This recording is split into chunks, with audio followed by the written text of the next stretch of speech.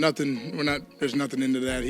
We just didn't get him in there. The game was flowing, and he's a big part of everything that we're doing. He had a great week so far, Tuesday and Wednesday, and fully expect him to be prepared and ready to go against South Carolina. Sure.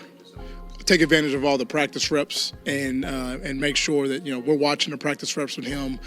Make sure that we're executing in practice. He's doing a phenomenal job. He's doing his job in practice and continuing with our one-on-one meetings with our guys and continue to build personal relationships where the trust is there. So he's in a good space and he'll be ready to go. Malachi mentioned yesterday that defensive players have communicated wanted to get signals in a little faster. I guess what have those discussions been like, and what are you guys trying to change? Love Malachi, the work that he puts in every single week. His heart is into Alabama more than anybody I've ever been around, and we're going to do everything we can to put our players in the best position to be successful and continue to learn and grow from this past game and all the games that we've had. So, that's maybe is a hot topic and a hot discussion about things, but we're trying to find every single way we can to continue to improve and grow and get better, and those are one of the things we'll continue to improve, an area we'll continue to improve in. So what are some of the coaching points this week to the defense? Well, I think when you look at what plays great defense, what are the things that you're looking for? You're talking about number one, the mindset, the attitude, the intensity, the on-the-field effort. That's a shared responsibility from everybody, coaches and players. You definitely want to stop the run always. This is a dynamic quarterback like last week that can run around. They got athletic guys on the outside, so we want to make sure that we stop the run. We want to make sure we're plugging gaps. We want to make sure that we can create negatives. We want to set great edges to the defense. Also, the vertical passing game. Although the outside receivers maybe don't have all the numbers and the targets, they're athletic, and the quarterback has the ability to push the ball down the field. They did it against LSU. They did it this past week. So we respect the vertical throw game that they have. We want to challenge the intermediate throw game. And I think situational football is another big area. We've been statistically a really a solid group on third down. That was not the case last week. A big area emphasis for us this week. Play situational football, third down, getting off the stops, getting off the field, respecting the sticks, and then red zone defense. Forcing kicks in the red zone, making sure that they're not scoring touchdowns in the red zone if they get down there when they get down there, and play really sound red zone defense. So the plan is in place, and we know what we have to do to go out and get after South Carolina, and we got to go out there and do our job. Is there a certain South Carolina player that's giving you some trouble in the building? I think anytime you see a dynamic quarterback that can run and throw, as the case with South Carolina's quarterback, it's always on our minds because you have the play and then you have the extended play, which dual threat quarterbacks can create. Plays that extend, the 2.5 seconds of the normal play and the 2.5 to 3 seconds of the extended play. So how we handle the contain on the drop back situations of the quarterback, and then if and when he does get out, how we're handling discipline coverage on the back end, plastering our man if we're in zone, getting our eyes in the right place, and making sure that they don't create explosives off of extended plays. You mentioned eyes. Is that particularly tough when you got to do a direct quarterback? Guys are tempted to look. Yeah, it's just discipline to do our job. We got to be disciplined with how we teach it, how we install it. Players on the field got to be disciplined to do their job and make sure that every play's got a rule and a responsibility to it, that everyone's following their rule, everyone's taking care of their responsibility, and we're putting our guys in a position to go out there and be successful. I thought we battled. Some plays that I certainly think we could have played better on. They're continuing. They took the vertical shot on Zabian. He broke one up. One of them got by him. They took the one on Damani. He made a great third down stop with a back shoulder throw into the end zone there. And so they got us on some crack replace things that we got to continue to work on. And it's continued to be a work in progress where we got to learn, we got to grow.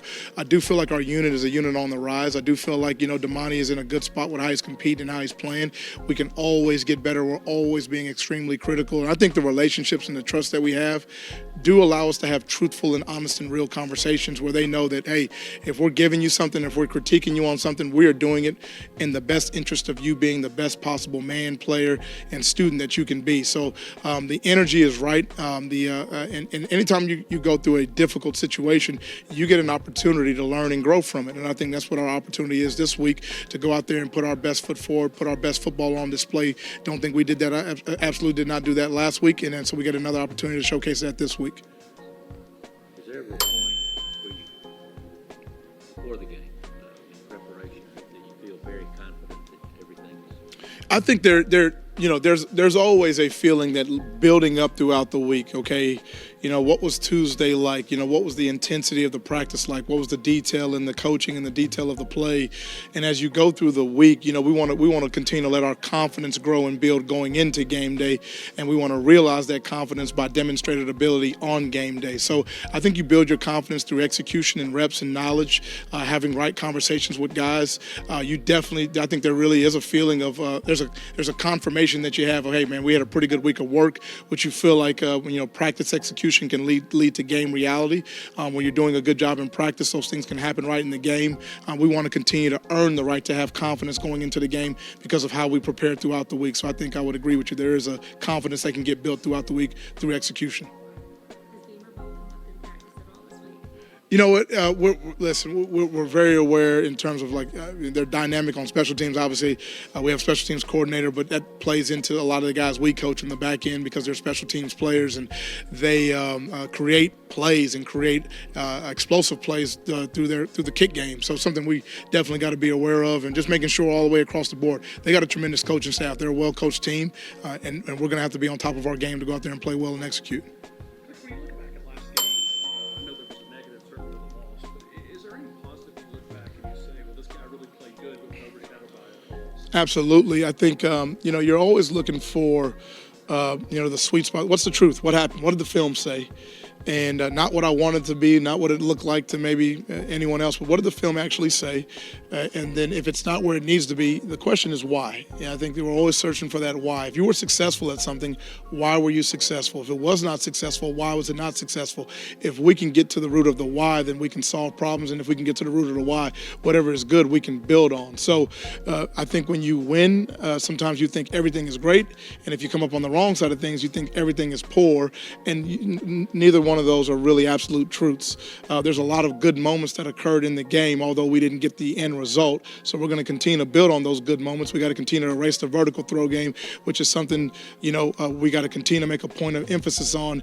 I think there were over 20 throws the Georgia game thrown down the field, and we won our fair share, ended the game with an interception with a down the field throw. We got to continue to erase big plays. When big plays do happen, why was that the case? Why did they occur? We didn't take the ball away like we wanted to. We didn't get third down stops like we wanted to, something that we've shown the ability to do in previous games. So the discussions that have taken place for us have been healthy, real conversations of why did it not go right. It starts with ownership. It starts with accountability. If you have trust in a relationship, we can have truthful conversations, and we can build and grow, and we can respond to an adverse situation, which I think is the biggest testament of the type of men that we have in the locker room, the type of men we have coaching, men and women we have coaching our football team. It's not who you are when everything goes right. It's who you are when things don't go quite the way you thought they would go, and how you respond moving forward. That'll be the story, the real story of the season. Two more. Good? Thanks, guys.